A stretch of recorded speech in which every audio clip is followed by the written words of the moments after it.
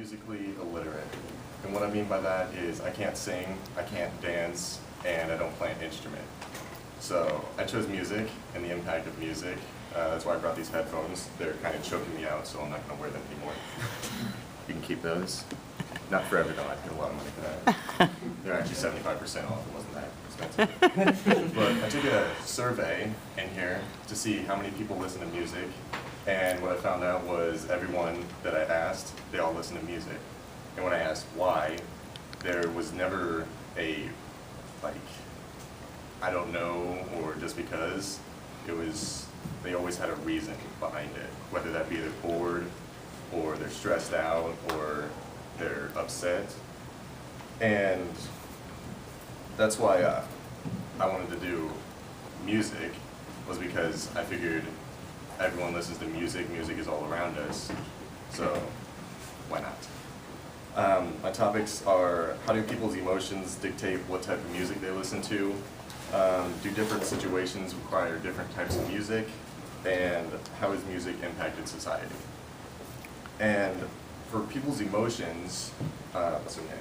Marvelous from Examined Existence did a study to see if people who are angry, just livid, they wanted to punch a wall, they wanted to see if they listened to more hard metal, rock and roll type of music, which you'd think people would. And what they found out was only 35% of those people actually went for the rock and roll instead of any other genre, which that was kind of surprising to me because I figured it'd be like 70 or 80%. What they found out was 95% of those people actually turned the music up louder than when they were actually calm. They listened to it louder. And they did the same thing for when people were working out. They think of more rock and roll, metal, trying to stay pumped up so they can actually get the last couple reps in or something like that. And it was the same result. Instead of listening to rock and roll, they listened to whatever they wanted to, and they just turned it up louder. But music isn't always just trying to pump you up or make you feel less angry. It can also help you calm down when you're stressed or anything else. I know for me, the best example for this is whenever I'm stressed out, I'll just get in my car, roll the windows down, and then just cruise with some music, and it works like that. But music not only helps you calm down, it can also make you feel fear. And what I mean by that is scary movies. Whenever you're watching a movie, you feel more into the movie when there's music playing. And Jacqueline Bell from Center Digital actually did a study on this. They watched some scary movies. They watched it with no music at the start, and they weren't really scared. But then they watched the same movie again, even though they know what was going to happen. They were actually more scared when there was music playing.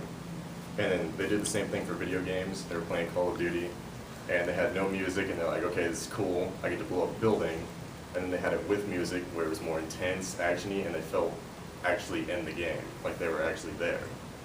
And music isn't just for video games or scary movies. It's also for, like, if you're at a party, you feel more alive, upbeat, and all that when there's music playing.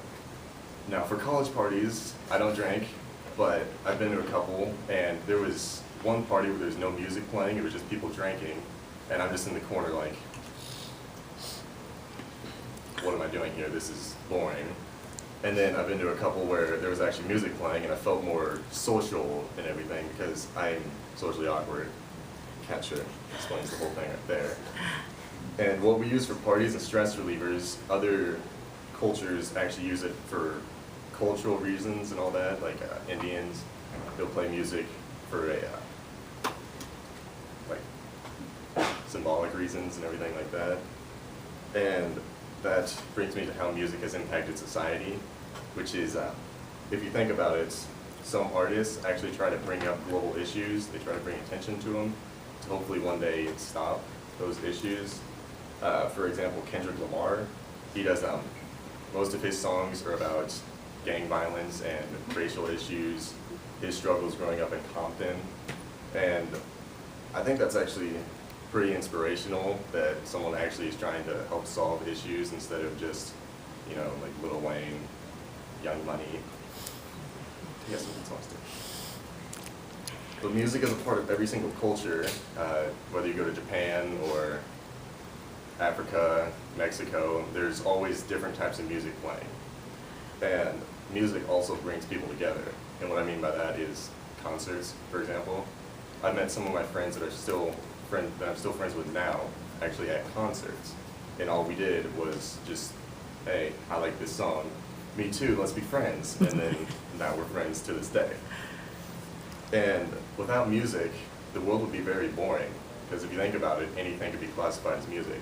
I could knock on this wall. There you go, that's music. It's a certain beat, it could inspire someone like, oh, this reminds me of this, and they'll make a song out of it. And that's what makes music unique, is because everyone interprets it differently. Whether that be you just listen to it when you're bored, or you're trying to work out, or you're angry, or for cultural reasons. Music is all around us. All you have to do is listen.